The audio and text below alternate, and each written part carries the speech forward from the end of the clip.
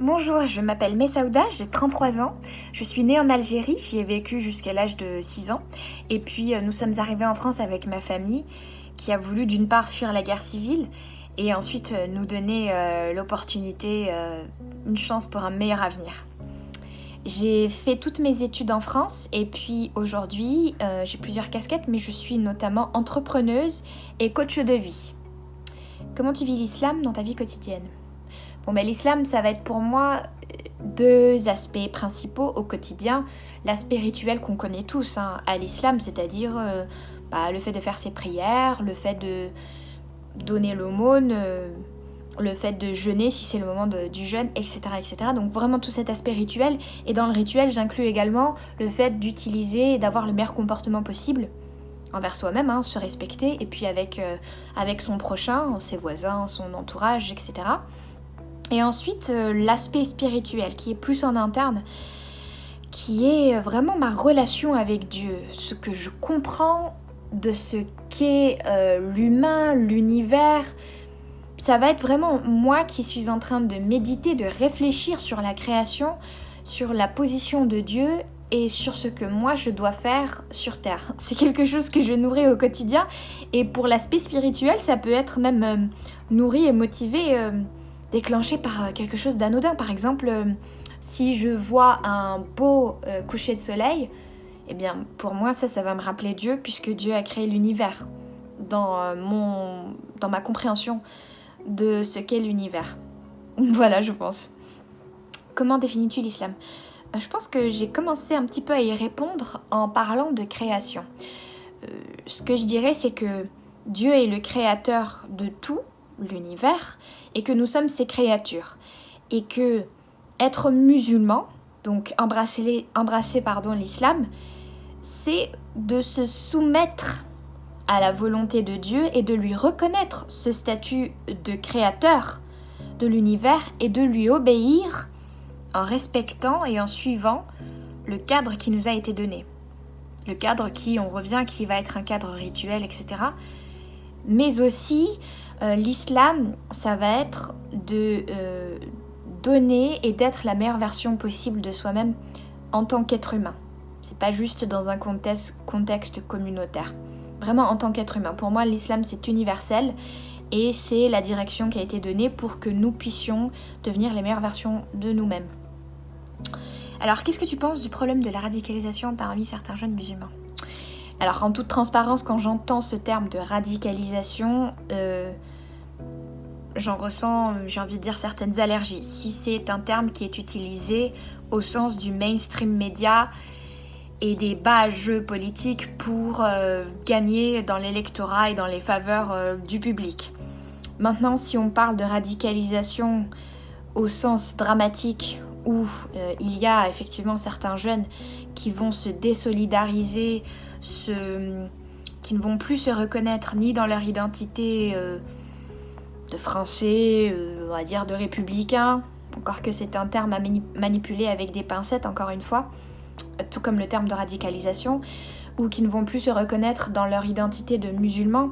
J'ai envie de dire un peu de musulmans comme pratiqués par leurs parents, qui était un islam, je pense, comme ce qu'on peut voir, les parents qui veulent le meilleur pour leurs enfants, etc. Donc s'ils sortent de tout ça pour se radicaliser et rentrer dans certains mouvements qui vont prôner la violence, etc., forcément, c'est dramatique, c'est un fléau. Et je pense qu'au-delà de l'aspect religieux, puisque il faut bien faire attention à distinguer, l'islam est une religion de paix. Là, je ne dis que des choses que je pense qui sont sues déjà de tous, en tout cas de la plupart des personnes qui font preuve de bon sens. Mais ceux qui sortent de ça, ce sont des personnes qui vont avoir forcément de grosses frustrations psychologiques, de gros problèmes identitaires, qui se reconnaissent plus dans ce qu'ils vivent, qui se sont perdus. Et c'est plus, une déstabilisation d'ordre psychologique que religieuse. Parce que le bon sens, même si on ne fait partie d'aucune religion, on va tuer personne, évidemment, on va pas se radicaliser, on va pas se faire souffrir soi-même. Donc voilà, je vais pas répondre à la question juste en quelques... On peut que brosser la surface hein, bien évidemment, mais la radicalisation en tant que telle, hein, c'est un fléau, c'est dramatique. Et puis ce sont des jeunes qui demandent à être entendus et qui le font de manière tout à fait égarée. C'est-à-dire, en fait, ils ont perdu, je pense, là je me perds un peu dans mes termes parce que c'est tellement complexe et profond comme sujet, mais ils ont perdu leur bon sens. Et ils ont perdu le sens de ce qu'était la vie et le sacré de la vie. C'est ce que j'ai envie de dire sur ce terme. Après, bien évidemment, ce ne sont que mes mots et je n'en suis pas spécialiste. Mais je m'en sens concernée pleinement quand je vois des jeunes qui rejoignent des groupes comme ça. Forcément, c'est quelque chose qui concerne et qui fait mal au cœur, en fait, qui chagrine. Et puis après, malheureusement, ça peut aussi avoir d'autres conséquences sur les autres jeunes qui, eux, veulent seulement vivre leur vie religieuse et qui vont, eux, se faire taper sur les doigts par, justement, on y revient, ces politiques de mainstream, etc., qui vont jouer sur ça. Malheureusement. Alors, qu'est-ce que tu fais pour supporter ta communauté ? Alors, pour supporter ma communauté, je suis coach de vie et j'ai orienté cette coach attitude pour moi aider les musulmans. Parce que c'est quelque chose qui me parle, je considère que c'est moi, ma mission de vie. Et ben justement, en fait, j'ai relié ce qu'il y avait de plus important dans ma vie à moi, c'est-à-dire mon islam, mon identité de musulmane, ma connexion à Dieu, hein, vraiment c'est ça qui est important pour moi, et j'en ai fait mon métier. C'est-à-dire que ce que je fais, en tout cas je suis en train de faire grandir tout ça parce que c'est encore petit au moment où on parle, mais j'aide les musulmans et les musulmanes à trouver leur mission de vie à eux en mettant en avant le fait que Dieu justement nous demande de donner le meilleur de nous-mêmes et que donner le meilleur de soi, ça n'est pas simplement, disons, vivre pour soi, faire quelque chose de moyen et puis se contenter d'une vie moyenne. Donc mon implication avec moi, pour moi dans ma communauté, c'est de les pousser à sortir de leur zone de confort et à aller dans des choses dans des choses qu'ils pourraient vraiment explorer et tenter si jamais ils ne laissaient pas parler leur peur.